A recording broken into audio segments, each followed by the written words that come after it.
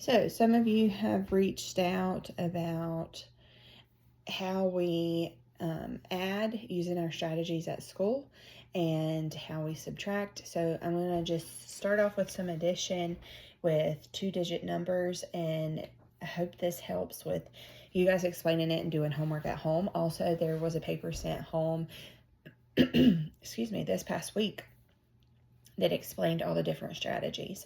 So that's in their folder. If you could pull that out, that'll help as we go along through this video, and you can leave it in their folder to help them as they go through. So the first thing that we teach is, like, if we're doing 27 plus 38. Okay, we're going to teach it first using our models. So they have their manipulatives that they use with the base 10 blocks. Then we're going to practice using that into a drawing. So we're going to draw it out using our 10s and our 1s. So we would do 2 10s and then 3 10s. So our 10s are our 6, and then the dots are our 1s. So we have 2 10s and 3 10s, and we put them together here. It's easier to group them together here rather than put them separate and push them back together.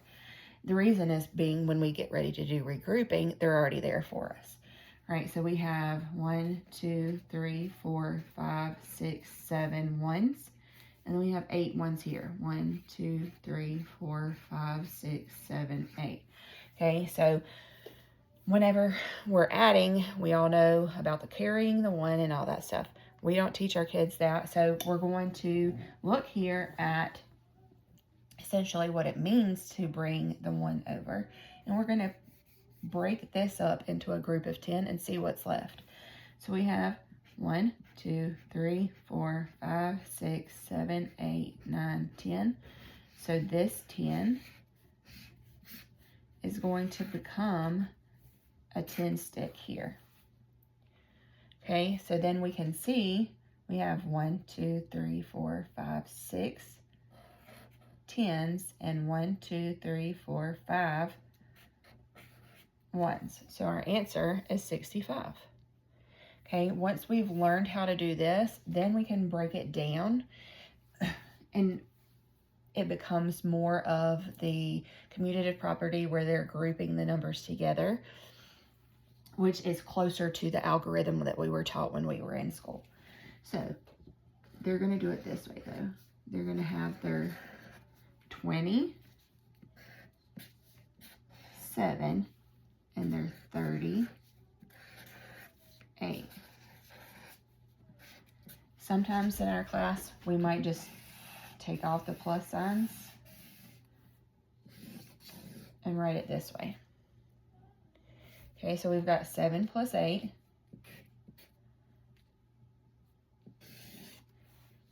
And the kids would say, they're going to put 8 in their head, and they're going to count up 7 if they don't automatically know it. So 9, 10, 11, 12, 13, 14, 15. So they would say, okay, I've got 5 here. I can't put the 10 in the 10's place, in the 1's place. So I have to bring that whole 10 over here. They don't just carry the 1, they bring the whole 10. All right, so then they would say 10 plus 20 is 30, and I know 30 plus 30 is 60. Okay, so then again, we got the same answer as 60 plus 5, and we know that is 65. So those are the 2 ways that we predominantly teach it. There are some of our kiddos that prefer a number line, and they're going to do it the same way. They're going to start from, instead of starting with just their 10s and 1s, they're going to start with the larger number and put 38 here. And that just makes it easier so they're not having to move as much. Okay, so you've got your 38 taken care of. Then you're going to look at your 10s and 1s over here. So then they're going to jump a 10. They've got 2 10s that they have to jump. So then this is where their mental math comes in. So you got 38 plus 10 more equals 48, and 10 more than 48 is going to be 58. And then they just got to go up 7 1s. So they've got 1, 2, 3, 4, 5, 6, 7. Okay, so each one of these is going to be worth 1.